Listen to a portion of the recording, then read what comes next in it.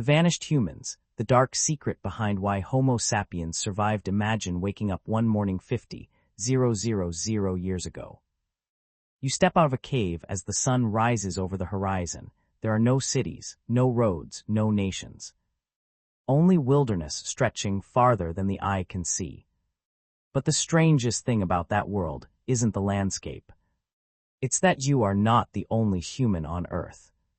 Far to the west, in the frozen valleys of Europe, Neanderthals are gathering around fires, preparing for the day's hunt.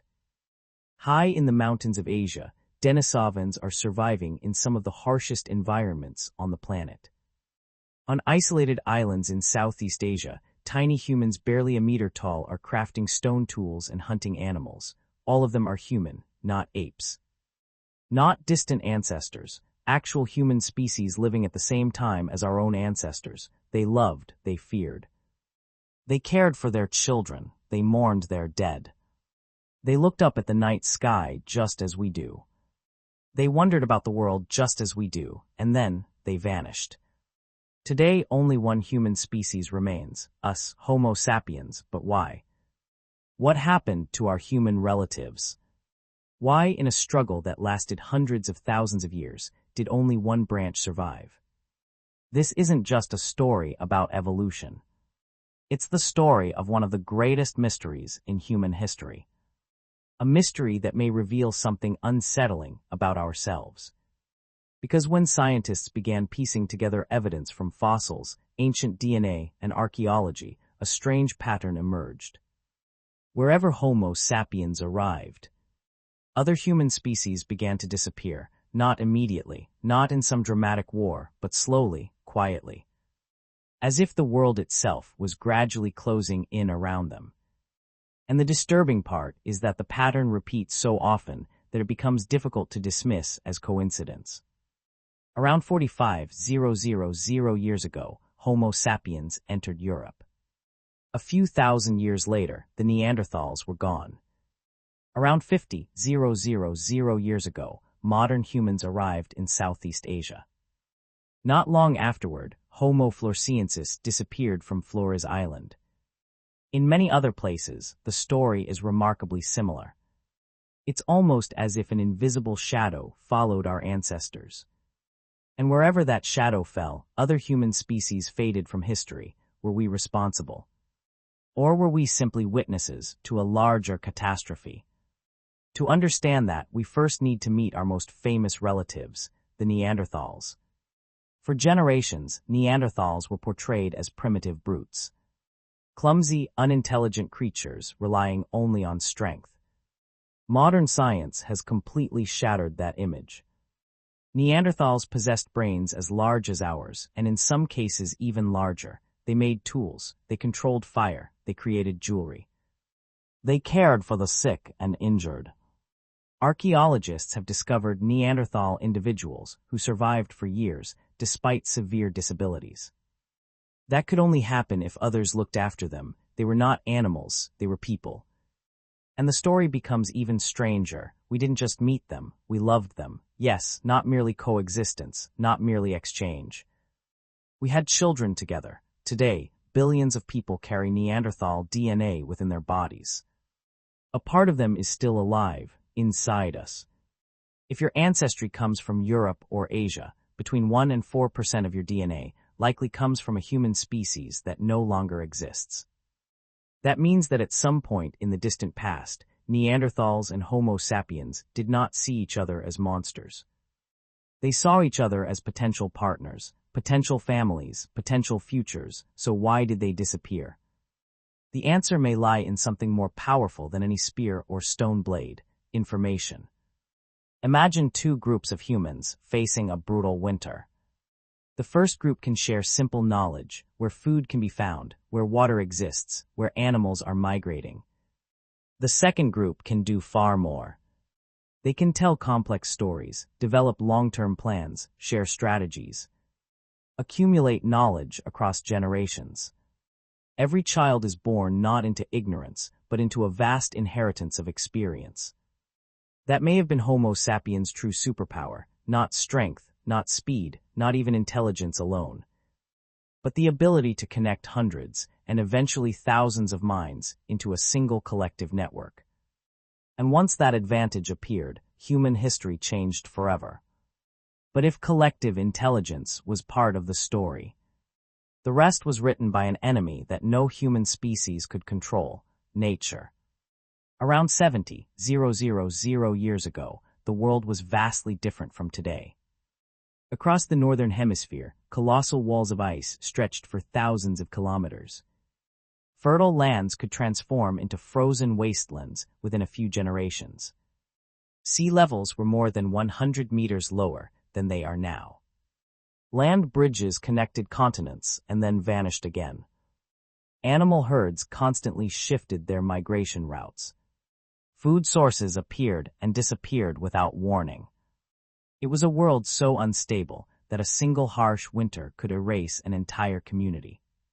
For small populations such as the Neanderthals or Denisovans, this was especially dangerous. Their numbers were already limited, their groups were scattered. When climate conditions changed, entire populations could become isolated: a prolonged drought, an unusually cold season, a migrating herd choosing a different route. Any of these could become a disaster. And then nature delivered a blow even more devastating. An event that may have brought all humans to the edge of extinction. An eruption so powerful that its effects were felt across the planet. An explosion thousands of times larger than any volcanic eruption witnessed in recorded human history: the supervolcano of Toba. Today, Lake Toba in Indonesia appears peaceful and beautiful. Its waters are calm, its scenery is breathtaking. But around 74,000 years ago, it became the center of one of the greatest natural disasters Earth has ever known. The volcano erupted. Thousands of cubic kilometers of ash were blasted into the atmosphere. The skies darkened, sunlight diminished, global temperatures dropped.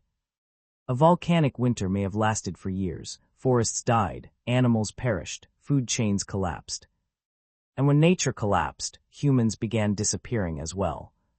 Some genetic studies suggest that Homo sapiens may have been reduced to only a few thousand individuals. Pause for a moment and think about that. Every city, every nation, every scientific discovery, every work of art, every person alive today. All of it may trace back to only a few thousand survivors, a slightly stronger winter, a little less luck, and none of us would be here. That is what makes human history so unsettling. We tend to look backward and assume our survival was inevitable. But the truth may be the opposite. We came dangerously close to extinction more than once. So close that our existence today feels less like destiny and more like an improbable miracle. And if Homo sapiens was that vulnerable, imagine what the other human species endured: smaller populations, smaller territories, fewer opportunities to recover. They were already fighting climate change, already fighting hunger, already fighting nature itself. And then another competitor appeared: us, not invincible conquerors, not unstoppable warriors, just another human species.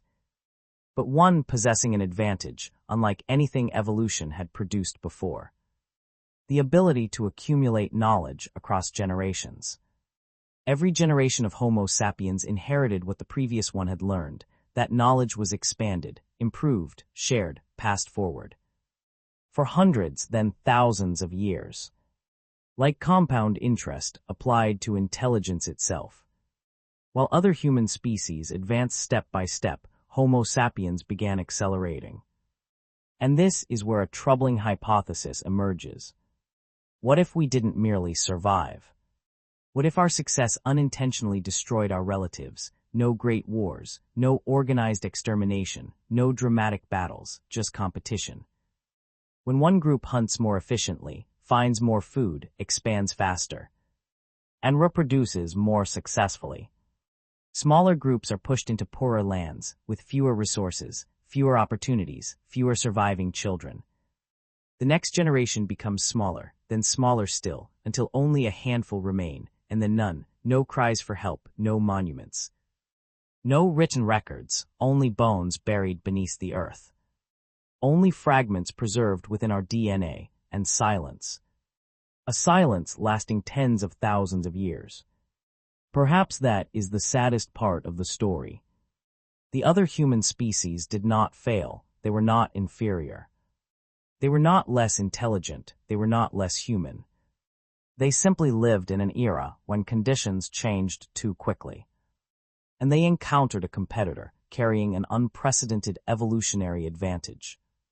A species that could turn knowledge into power, cooperation into a weapon, ideas into technology, memory into survival. That species was Homo sapiens. That species was us.